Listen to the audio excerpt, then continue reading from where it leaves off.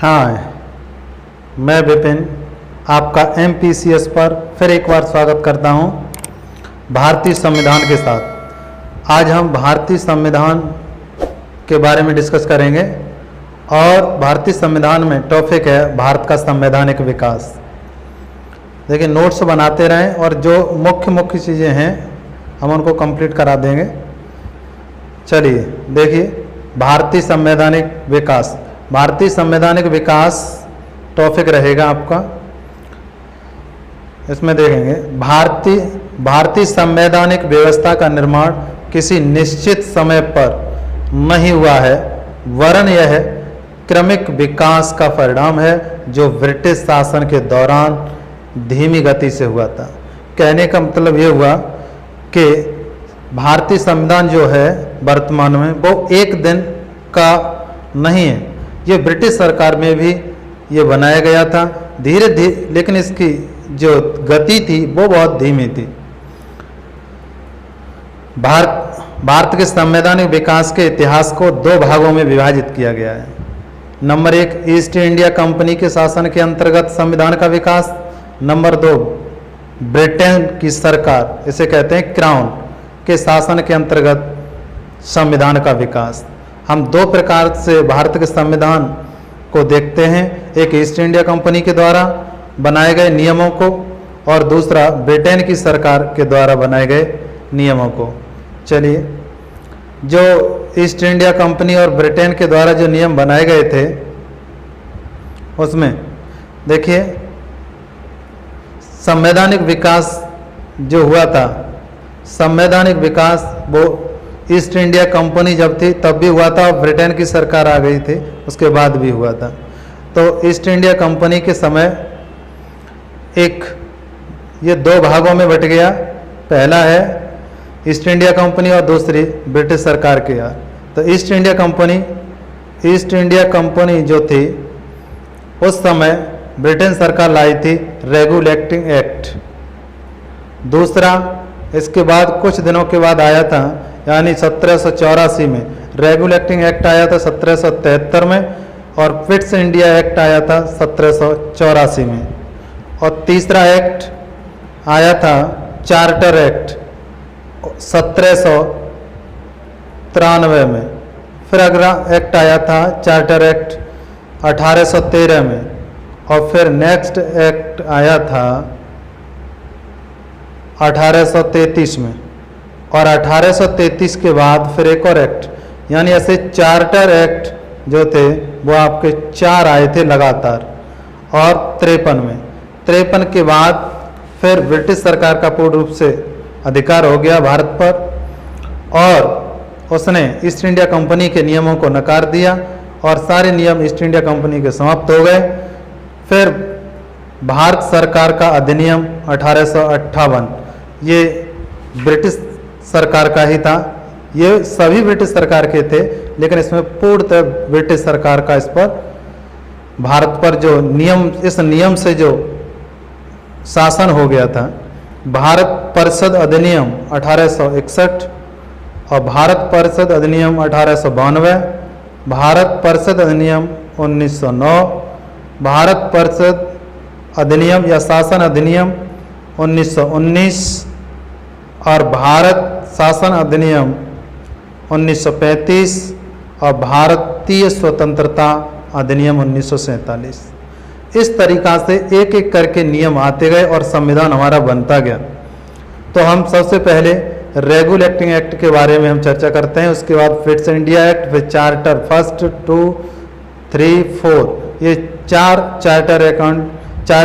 Act आए थे। और इसमें एक 93 में आया था, एक 13 में आया, 33 में और 53 में। ठीक है, हम इनके बारे में चर्चा करेंगे। तो पहला जो एक्ट आया, इससे पहले ईस्ट इंडिया कंपनी भारत के अंदर थी, और ईस्ट इंडिया कंपनी ये भारत के अंदर 1600 ईस्वी में आ चुकी थी। 1600 ईस्वी में ईस्ट इंडिया कंपनी आ गई थी, और इस ईस्ट इंडिया कंपनी का मकसद था भारत में केवल व्यापार करना। तो उस समय महारानी एलिजाबेथ के चार्टर द्वारा उन्हें भारत में व्यापार करने की विस्तृत अधिकार प्राप्त हो गए थे। जब ईस्ट इंडिया कंपनी भारत में आई थी तो भारत पर महारानी एलिजाबेथ प्रथम थी और यहाँ पर उन्होंने ईस्ट इंडिया कंपनी को व्यापार करने का अधिकार दे दिया था, जिसके कार्य अभी तक मात्र व्यापारिक थे, लेकिन कुछ दिनों के बाद, कुछ वर्षों के बाद वो व्यापारिक के अलावा राजनीति और न्यायिक और राजस्व में भी उनका भाग हो गया। ये 1765 में ये देखा गया कि बंगाल, बिहार और उड़ीसा, ये तीन बंगाल, बिहार और उड़ीसा राज्यों की दीवानी जो न्यायिक थी उसका इन्होंने अधिकार प्राप्त कर लिया था, यानी इनका न्याय ईस्ट इंडिया कंपनी के अंतर्गत आता था। इसके साथ ही भारत में कंपनी के क्षेत्र की शक्तियां बनने की प्रक्रिया प्रारंभ हो गई, यानी ईस्ट इंडिया कंपनी अपने पैर पसारने लगी, ऐसे भी कहा जा सकता है। और जिस समय तक 1858 यानी लास्ट था 1858 और 1858 में ईस्ट इंडिया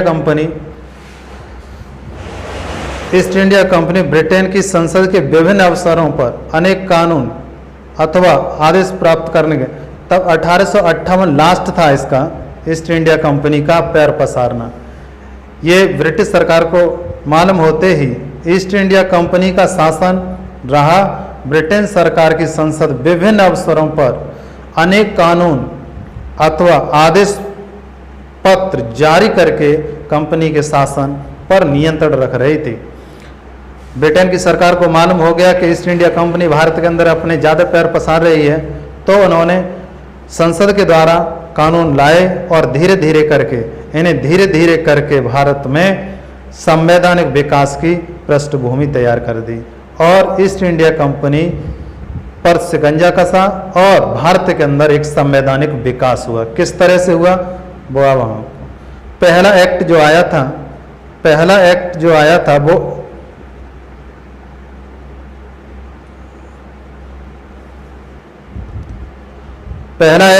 था वो रेगुलेटिंग एक्ट आया था 1773। ये सबसे ज़्यादा चर्चित रहा था। 1773 ईस्वी के रेगुलेटिंग एक्ट का भारत के संवैधानिक विकास, भारत का जो संवैधानिक विकास था, भारत के संवैधानिक विकास में अहम भूमिका रही थी और इस नियम के माध्यम से भारत में ईस्ट इंडिया कंपनी थी उस पर जो नियंत्रण था वो ब्रिटिश सरकार का स्थापित होने लगा था। ब्रिटिश सरकार का नियंत्रण उस पर स्थापित होने लगा और उस समय तत्कालीन प्रधानमंत्री ब्रिटिश सरकार में लॉर्ड नॉर्थ थे, जिन्होंने एक गोपनीयता की समिति बनाई, गोपनीय समिति, और इसकी सिफारिश पर 1773 में एक्ट पारित कर रेगुलेटिंग एक्ट की संज्ञा दी गई।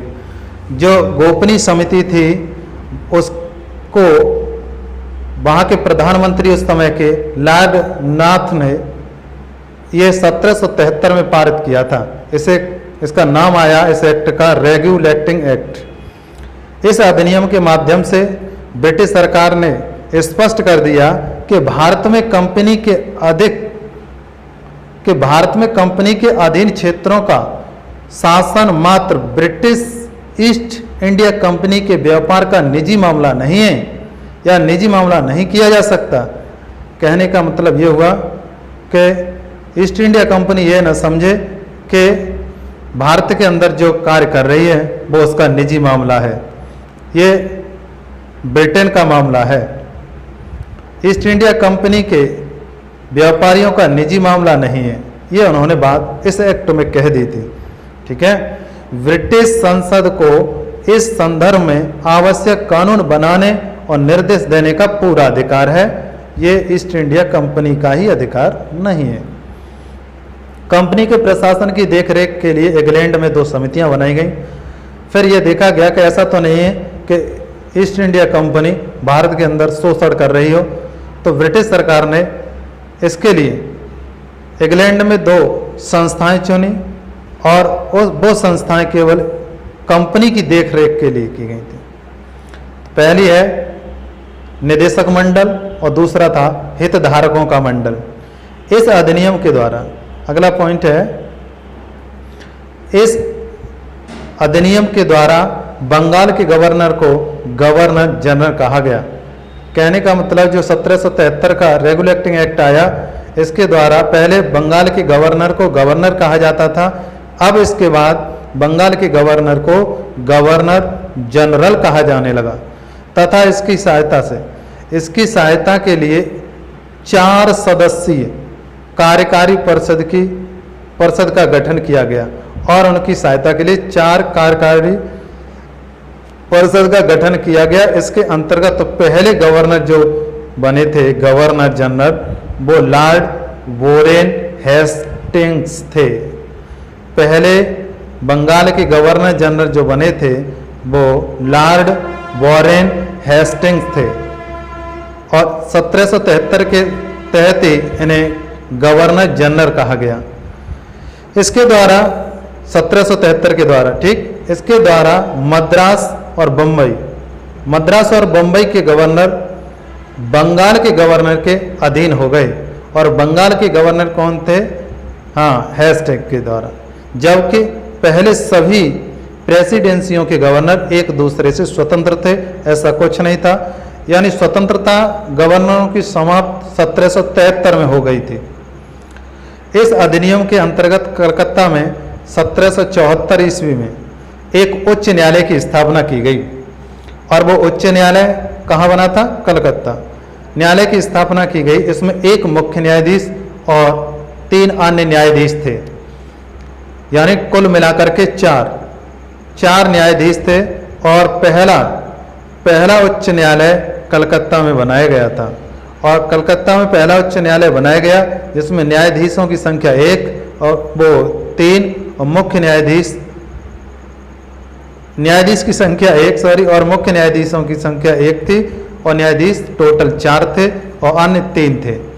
जो मुख्य न्यायाधीश थे वो सर एलिजा एम्पे थे। सर एलिजा एम्पे कलकत्ता के ऐसे पहले उच्च न्यायालय के मुख्य न्यायाधीश थे। ये क्वेश्चन पूछ लेता है, पहला उच्च न्यायालय कहाँ बना था? कलकत्ता। इसके मुख्य न्यायाधीश प्रथम कौन थे?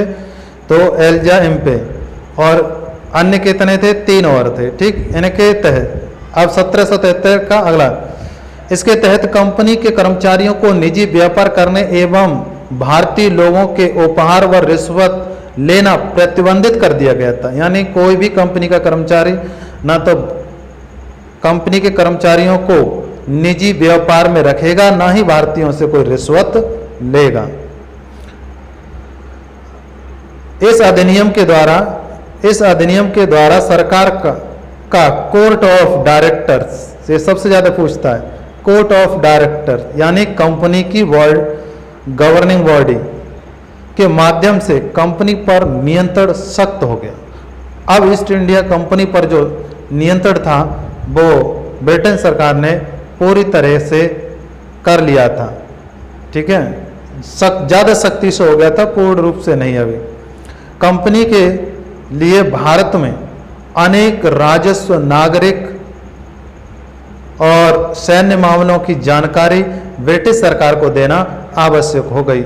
अब ये सारी सूचनाएं जो है ब्रिटिश सरकार को देने लगे कि हम इतने कर्मचारी रख रहे हैं और इतना फोर्स है हमारे पास, हम ये काम करते हैं।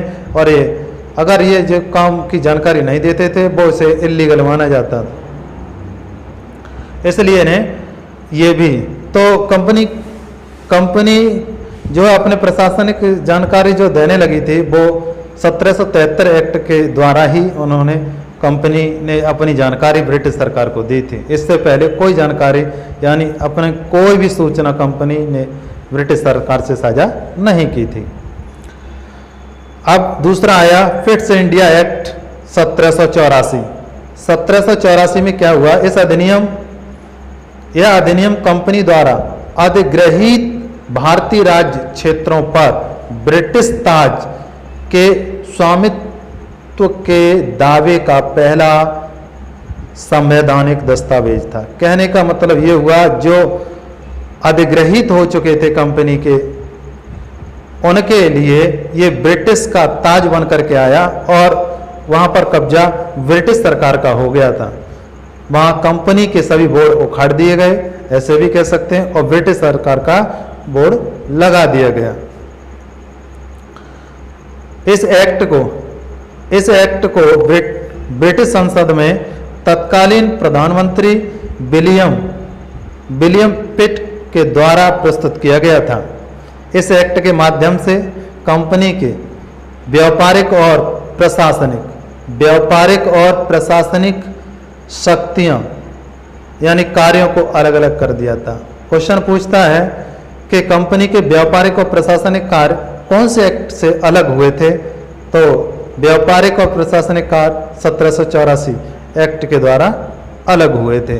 पिट्स इंडिया एक्ट व्यापारिक, अगला पॉइंट है, व्यापारिक क्रियाकलापों को कंपनी के निर्देशकों के हाथों में पहले ही की तरह ही रखे हुए थे। व्यापार के जो सारे कार्य थे वो कंपनी पहले की तरह ही करे, लेकिन राजनीतिक क्रियाकलाप जो जैसे सेना रखना, राजस्व संबंधी और भी जो भी हैं, केवल व्यापार को छोड़कर वो सभी नियंत्रण एवं पर्यवेक्षण हेतु इंग्लैंड में 6 सदस्यीय एक नियंत्रण मंडल बनाया गया और उसकी स्थापना की गई और उसे स्थापित करके उसे ये कार्य सौंपा गया कि तुम व्यापारिक कार्य छोड़ करके कंपनी से जो राजनीतिक कार्य मिले हैं वो सारे कार्य तुम करोगे।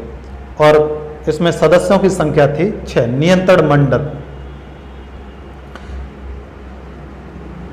और नियंत्रण मंडल था, इसमें कौन कौन से लोग थे? एक चांसलर ऑफ एक्सचेकर था, दूसरा राज्य सचिव था और सदस्यों की संख्या 4 थे। इस प्रकार ये 6 हो गए। इन सभी की नियुक्ति एवं पदमुक्त का अधिकार केवल सम्राट को था, केवल सम्राट को, ना कि वहाँ के प्रधानमंत्री को। इस प्रकार अब ब्रिटिश सरकार उपनिवेशी के 2 शासक थे। पहला कंपनी का निर्देशक बोर्ड या निर्देशक मंडल और दूसरा नियंत्रण मंडल के माध्यम से सम्राट। जो सम्राट चाहता था वही 6 कर्मचारी जो थे उनके मंडल के वही करते थे।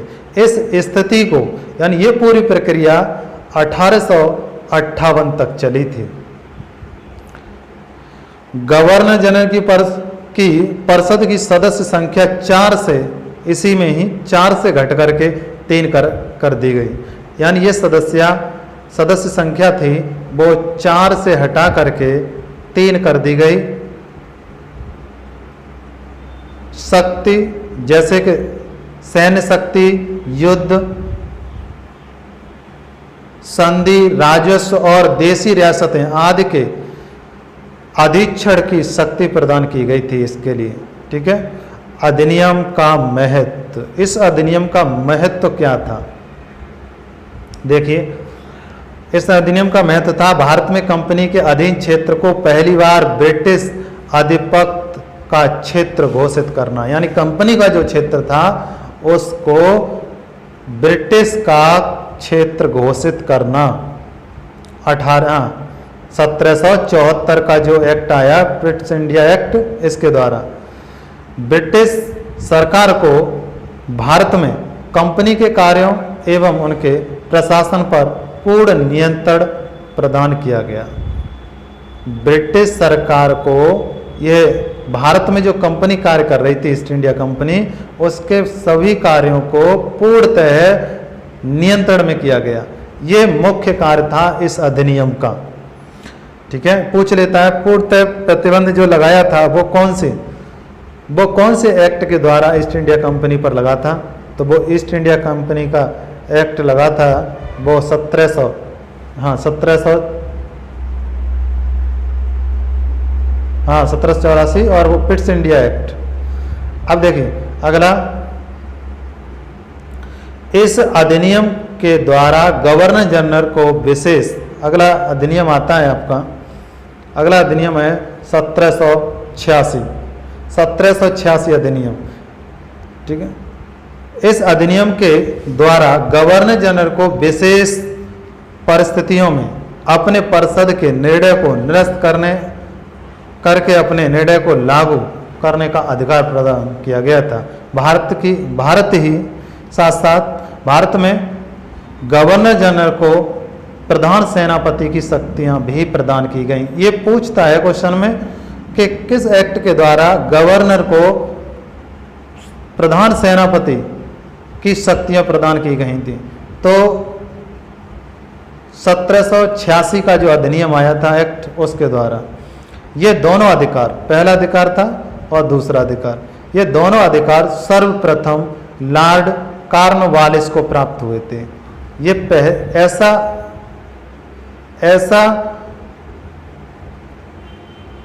इस तरीका का जो अधिनियम जो आया था उसकी पूर्ण रूप से जो पहली बार प्रयोग किया था वो लॉर्ड कॉर्नवालिस ने किया था इस अधिनियम को।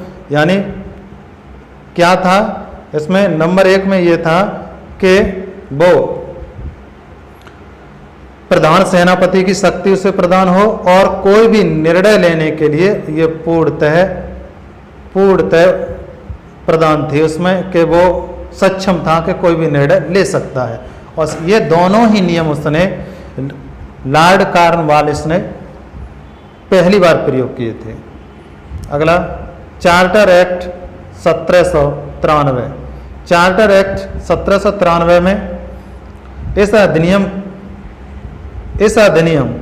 इस अधिनियम के माध्यम से कंपनी के व्यापारिक अधिकारियों को 20 वर्ष के लिए बढ़ा दिया गया। यह क्वेश्चन बहुत ज्यादा पूछता है कि किस एक्ट के द्वारा कि कंपनी के अधिकारियों का कार्य बढ़ाया गया था। तो चार्टर एक्ट 1793 के द्वारा उनका 20 वर्ष का कार्य बढ़ा दिया गया था। चलिए, यह नियंत्रण मंडल के सदस्यों को भारतीय राजस्व से वेतन देने की व्यवस्था की गई और जो नियंत्रण मंडल के सदस्य थे उनको भारतीय राजस्व से, दूसरा पॉइंट था इसमें, जो नियंत्रण मंडल के 6 सदस्य थे उसमें से 1 कम कर दिया गया था, 5 हो गए अंतिम में।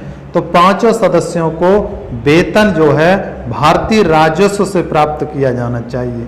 ये इस नियम में, एक्ट में था। अगला, ब्रिटिश भारतीय क्षेत्रों में लिखित विधियों द्वारा प्रशासन की नींव रखी गई।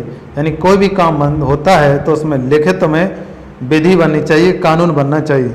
सभी कानून व नियम विनिमयों की व्याख्या का अधिकार न्यायालय को प्रदान हो गया। यानी जैसे अभी है कि व्याख्या कौन करता है? न्यायालय। तो न्यायालय को ये प्रदान हुआ कि नियम की व्याख्या न्यायालय करेगा, ना कि वहाँ के अधिकारी। अगला है चार्टर एक्ट 1813। अब 1813 में देखेंगे, इस एक्ट के द्वारा भारत में कंपनी के व्यापारिक एकाधिकार को समाप्त करके कुछ प्रतिबंधों के साथ साथ सभी अंग्रेजों को भारत से व्यापार करने की छूट मिल गई। कहने का मतलब यहाँ पर यह हुआ कि जितने इस एक्ट के द्वारा 1813 में जरूरी नहीं था कि कंपनी के ही अधिकारी वहाँ पर भारत से व्यापार करें। ब्रिटिश से कोई भी भारत में व्यापार कर सकता है। किंतु इसके साथ साथ एक और बात हो गई कि किंतु कंपनी का चाय व चीनी के साथ व्यापार एकाधिकार बना रहेगा। यानी कंपनी का जो चाय और चीनी का अधिकार है वो केवल कंपनी ही करेगी और कोई भी नहीं करेगा, और सभी व्यापार कोई भी कर सकता है। इस एक्ट में इतना ये खास मिला। एक्ट 1813। अब भारतीय राजस्व से व्यय करने के लिए नियम एवं पद्धतियां बनाई गई। यानी जब राजस्व से जो नियम बनाए गए और पद्धतियां बनाई गई ताकि वहां से राजस्व यानी टैक्स या पैसा पैदा हो, भारतीय थे। तो इस चार्टर ने कलकत्ता, बंबई, मद्रास की सरकारों द्वारा बनाई गई विधियों का ब्रिटिश संसद द्वारा अनुमोदन किया गया था। ब्रिटिश संसद द्वारा अनुमोदन किया। यानी यहाँ पर जो कानून बनाए गए थे उस कानून को ब्रिटिश सरकार के द्वारा ये कहा गया इसे पारित किया जाए, अनुमोदन, ठीक है, अनिवार्य कर दिया। हाँ, अनुमोदन किया जाना अनिवार्य बना दिया। यानी जो नियम यहाँ से ले जाते वो वहाँ पर मुहर लग करके आ जाते ब्रिटिश संसद में। ब्रिटिश संसद की अनुमति के बिना ये विधियाँ लागू नहीं की जा सकती थी।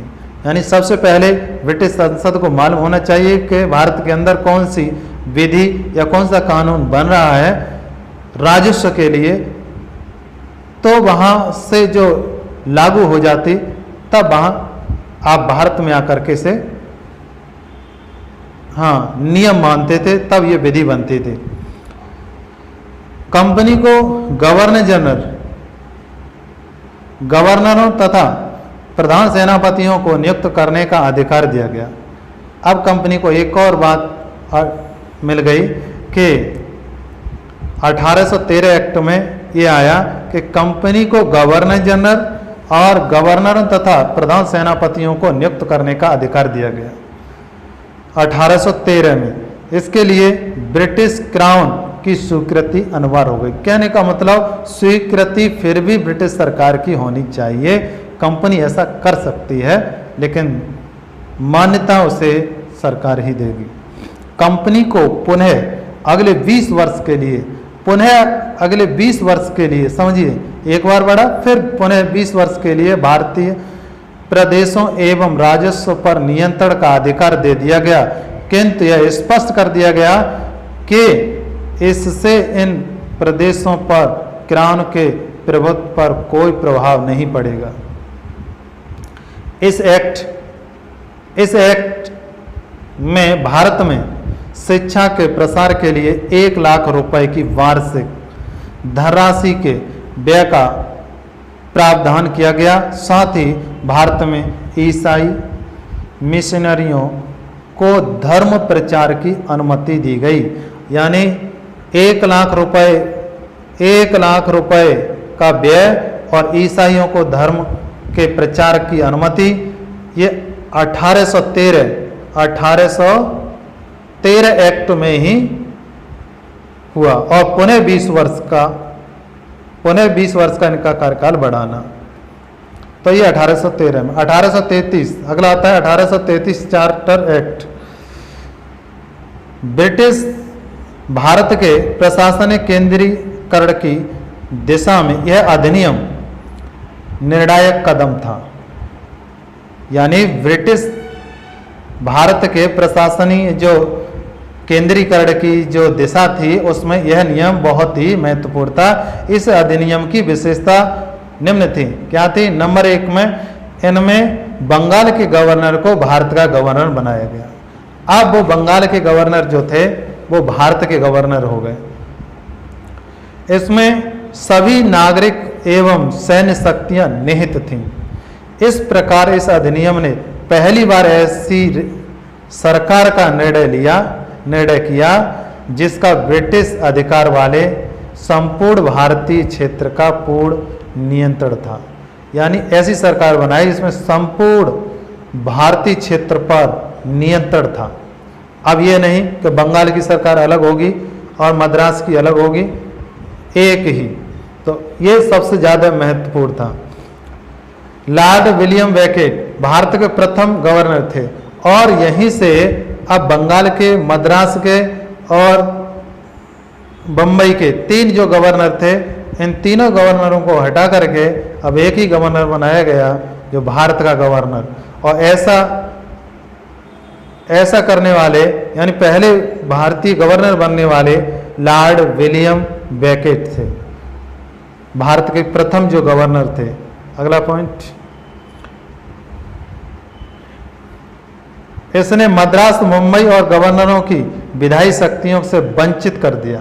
मद्रास और मुंबई की जितनी भी शक्तियां थीं यानी जितने भी गवर्नर थे उनका अस्तित्व समाप्त हो गया। भारत के गवर्नर जनरल को पूरे ब्रिटिश भारत में विधायी का असीमित अधिकार प्रदान कर दिया गया। इसके अंतर्गत पहले बनाए गए कानूनों को नियामक कानून कहा गया। यानी जो इससे पहले जो कानून जो बन गए थे उनका नाम नियामक कानून कहा गया।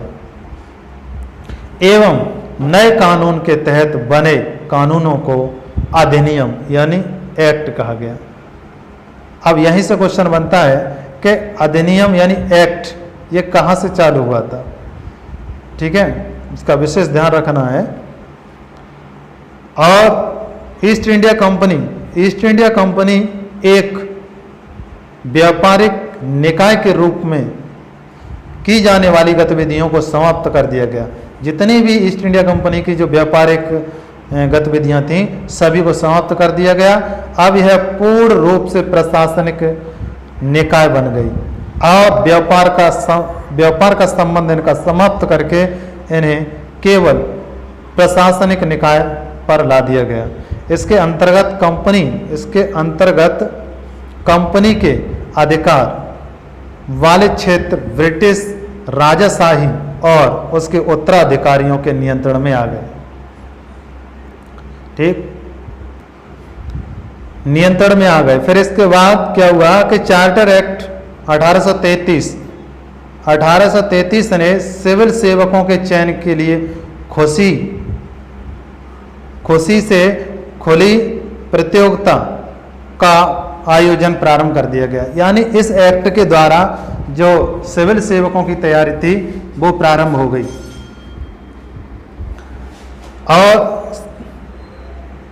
और इस एक्ट में जो है भारतीयों को किसी भी पद का कार्य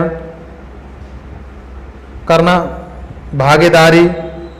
भारत की भागीदारी मुख्य आधार बनाई गई। और इसी एक्ट के द्वारा कोर्ट ऑफ डायरेक्टर्स के विरोध के कारण इस प्रावधान को समाप्त कर दिया गया। ठीक है, विधिक परामर्श हेतु जो विधि का जो परामर्श है उसके लिए गवर्नर जनरल की परिषद में प्रथम विधि सदस्य के रूप में लॉर्ड मैकाले को शामिल किया गया था। उसे केवल परिषद की बैठक में भाग लेने का अधिकार था, मतदान का नहीं। इसी के साथ साथ ये एक्ट में जो दास प्रथा थी, दास प्रथा, इस एक्ट के द्वारा भारत में दास प्रथा को विरुद्ध घोषित कर दिया गया और अंततः 1843 में दास प्रथा को समाप्त कर दिया गया। ये दास प्रथा जो है लॉर्ड मैकाले की अध्यक्षता की जो समिति थी उसके द्वारा इसे समाप्त किया गया था, आयोग बनाया गया था।